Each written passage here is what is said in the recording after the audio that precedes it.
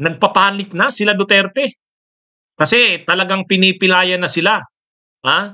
Ang kontrol at impluwensya nila sa AFP at PNP lalo sa Davao, chine-check na eh. Pinapahina na ng kasalukuyang administrasyon.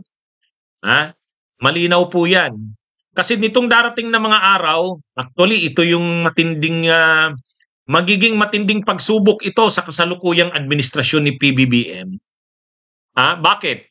Itong darating na mga araw, lalo na itong mga buwan ng Hunyo, Hulyo, Agosto, talaga ito medyo magiging maselan itong bahagi sa panahon ng administrasyon ni PBBM.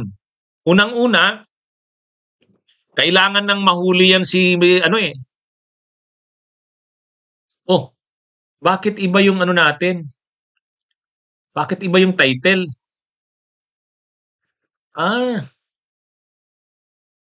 Ano ba yan? Ano mga kabunyog? Iba yung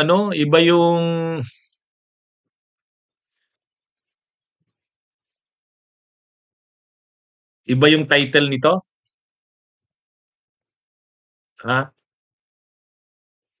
Nakaset na pala ito?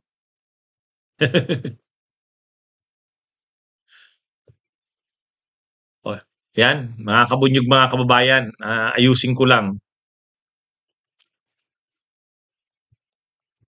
Hindi ko alam. Naka-live na ba ito? Naka-live ba ito?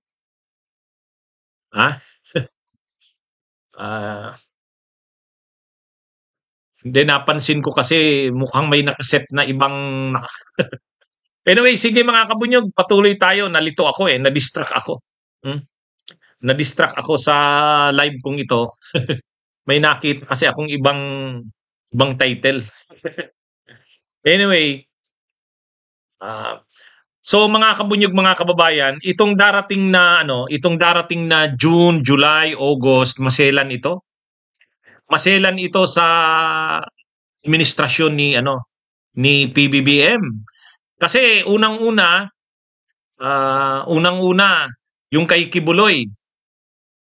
Ito? Masyado nang napapatagal yan kay Kibuloy na yan.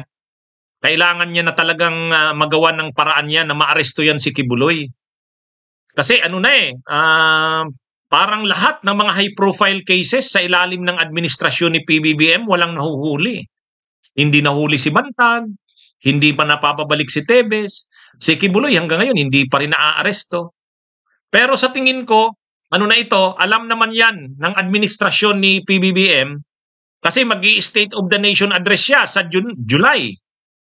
Ang third Monday ng July ay State of the Nation address. So, bago ang kanyang State of the Nation address, kailangan man lang may accomplishment siya dyan. Kailangang maaresto na si Kibuloy, kailangang maaresto na si Bantag, at kailangang mapabalik si Tebes. Kasi isang napakalaking issue yan sa administrasyong ito kung hindi yan maaresto. Kailangang magpakita ng accomplishment sa ganyang bagay ang administrasyong ito. At kailangan niya yang ma-accomplish bago ang kanyang State of the Nation address. Sa tingin ko, may pressure na rin sa PNP yan, may pressure yan sa DOJ, kaya siguro naghahanda na rin ang PNP sa ganyan. Kaya nga nagpadala na ng 2 batalyon ng Special Action Force sa Davao City. Yung mga officials ng PNP sa Davao City na malapit sa mga Duterte, tinanggal, rinelieve. So sa tingin ko ito, pinapahina na ang kontrol ng mga Duterte sa AFP at PNP kasi kailangan talaga Unang-una, hindi na aaresto si Kibuloy. Pangalawa, baka lumabas na rin ang arrest warrant ng ICC mga bandang June o July. Kung lumabas yan ng July bago ang State of the Nation address ni PBBM, kailangan magpakita siya ng dyan.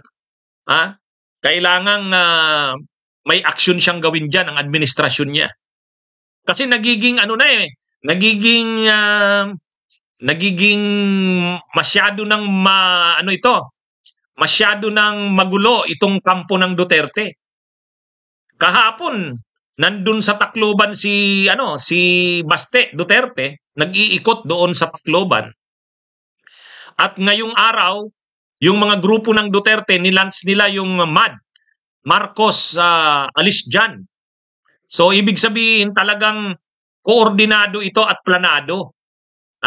Itong lahat ng itong nangyayari ay koordinado at planado. Nagbubuo talaga sila ng malawak na movement para sa pagpapatalsik kay PBBM.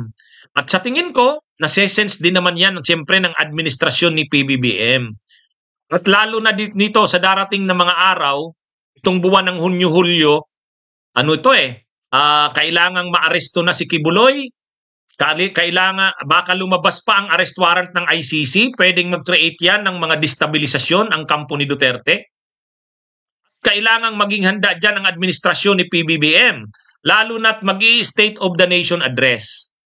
Kaya ang State of the Nation address ay third Monday yan, third Monday ng July. So kung ang State of the Nation address ay third Monday ng July, mga kabunyog, kailangan bago ang State of the Nation address, mayroon siyang accomplishment para maipagmalaki niya. May hulanong salita na ang ibig sabihin dito ay ang pagkakaisa. Bunyog Party List. Halika na, Bunyog Party List ka na. Halika na, Bunyog Party List ka na. Sa susunod, ang atinang suportahan, Bunyog Party List, nagtataguyod ng katotohanan, lumalaban para sa bayan.